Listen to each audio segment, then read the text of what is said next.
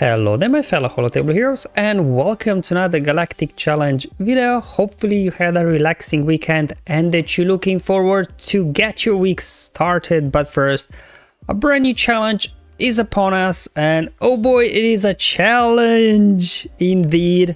Definitely a little bit of a tricky one today just because of the way modifiers work together in combination with what team we are facing. More about that later. As always, I'll cover the modifiers and defeats first, then show you the battles, 4 battles in total. So I'll do low gear Tusken, Relic Tuskens first, and then we'll do 2 teams, Ray Jedi training, and as well as CLS for the hindered movement feat. So there'll be YouTube chapters below if you want to skip ahead. Otherwise, let's go ahead and look at the modifier. So the Kashyyyk modifier, just retaliation. Now this is a part of the annoyance today. Whenever a unit takes a damage, they gain stacking critical damage for 1 turn. Yeah, not that great. But what is really more annoying today is whenever a unit is debuffed, they recover 10% protection. And why is this annoying? Because with Tuskens we are applying lots of damage over time, so then the enemy is constantly recovering protection. So that what actually makes it a little bit annoying, this protection recovery. Then let's go ahead and look at the modifier for our guys. Now it's a pretty good and fun modifier. We get lots of stat boosts across the board, but most importantly, the weakest enemy is inflicted with ambushed. However, today there's a bit of a trick to it. Because on the enemy side, Chopper there, he will get ambushed because he's the weakest. But also remember, Sortie, the weakest ally gets VIP on them, and then whenever I think you deal damage to VIP or something, I don't know exactly what condition is, they will pop into stealth. And then you can't target them even though they're ambushed. So it looks like ambush doesn't quite work the same way as Mark does, where somebody's in stealth, you can still target them. So I'm not sure is this working as intended, or is this ambushed mechanic bugged and we should still potentially be able to target units in stealth. Not sure.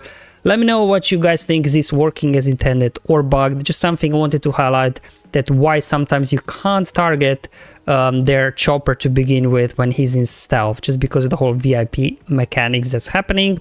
We got a lot of other stuffs here, but most importantly, if we scroll all the way to the bottom, Tusken allies gain 1% offense, defense, and critical damage for rest of the counter whenever they gain momentum. Because Sortie, as you will see, she's very durable, very tanky. Anytime she gets damage, she gets protection up, and unfortunately again, damage over times, when they trigger the damage, they will constantly be giving Sortie not only their protection recovery when we do apply those damage over times, they will also be triggering protection up from her abilities. So this eventually, all the momentum will be getting once only we're down to Sortie. She'll be ambushed, we'll be getting loads of momentum, which means 1% plus 1% plus 1%, and before you know it, this 1% turns into a extra like 1000% offense, 1000% critical damage. So eventually you do get Sortie down. Do not give up. So it's really in terms of Tusken, their modifier, pretty fun, pretty useful.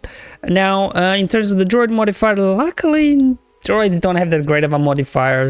They get some extra offense, which is gonna be a bit of a pain, to be honest, because oh boy, these guys, they hit pretty hard.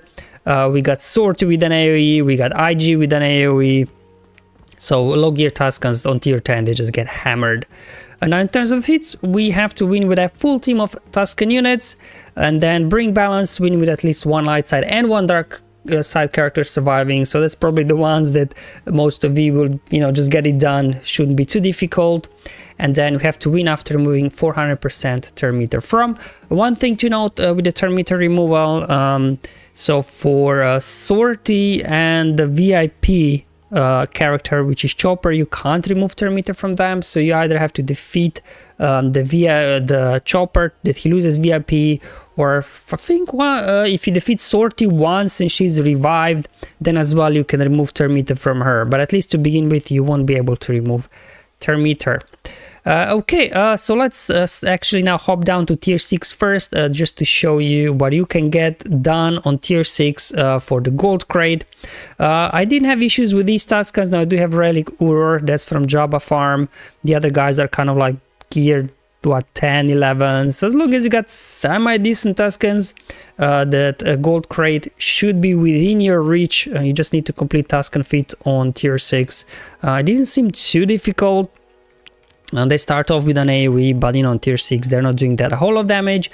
Also, here on tier 6, actually IG gets the VIP treatment. As you can see, when IG was in stealth, we were not able to target him, but he popped out and we can go back to him. And then I just hit full auto straight out of the gate and just targeting whoever is ambushed. So we keep getting lots of momentum here. And as you can see this here, once we're down to sword, he just full auto and eventually you do get her down. So, you know, depending, I guess, on the levels of your Tuskens, what tier you can complete. But, you know, either silver, gold crate, I wouldn't lose too much sleep over it. You will get your 2 Omicrons. Now, I tried with my Tuskens there, these low gear Tuskens on tier 10. And, like, if you constantly restarting, that maybe Sortie starts off with her basic and IG start off with the basic, not with their AoEs. Maybe even with like low gear Tuskens you could survive tier 10. However, I think like you won't be able to do enough damage even with those stacking offense and critical damage we do get from the modifier. I don't think it would be enough to finish off Sortie, so definitely a tricky one today. So let's now go back up to tier 10. So I've got fully Relic Tuskens, Relic 5, and these guys didn't have issues for me at least. So again, let me know what do you think the minimum is to get tier 10 done with your Tuskens. Alright, let's go ahead and clean up this junk, go ahead and dispel all the debuffs. Okay, here we go. They're doing a few hits on us. Okay, here comes an AoE. Okay, here comes a stun. Sure, let's go ahead and get more protection up again, making sure we survive. So you can see Chopper there, he's ambushed, we hit him, but then if he gains stealth we won't be able to target him. But as long as I can target him, I'm kind of going after Chopper if I can. There we go, then BB-8 taunting there. There you go, Chopper's out of the stealth, so let's go ahead and keep hitting him. And this is, you can see where this protection recovery comes a little bit working against us here, because some of these guys would die already from all those damage over times if they wouldn't constantly be recovering protection.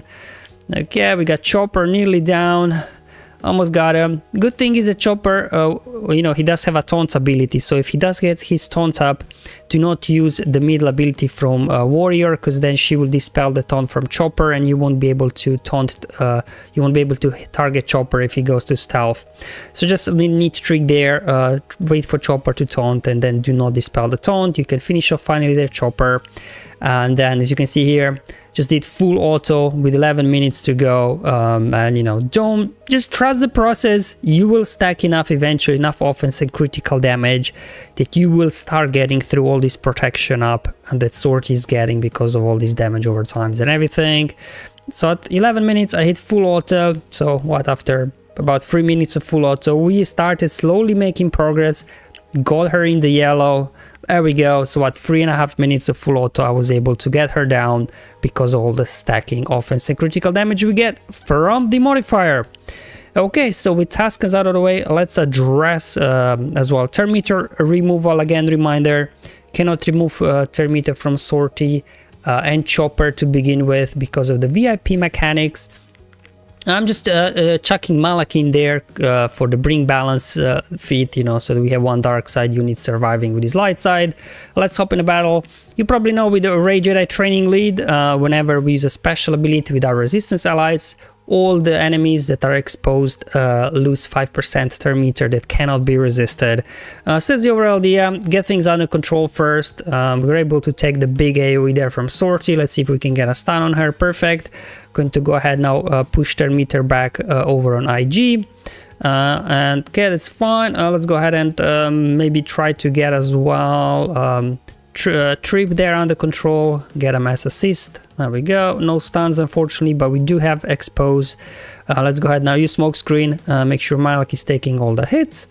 And there we go. Let's go ahead and I guess start spreading exposes if we can. There we go. We got expose now on IG. We got expose over on trip, expose on BB-8. So now when we use specials, we will be removing a turn meter whenever they're exposed.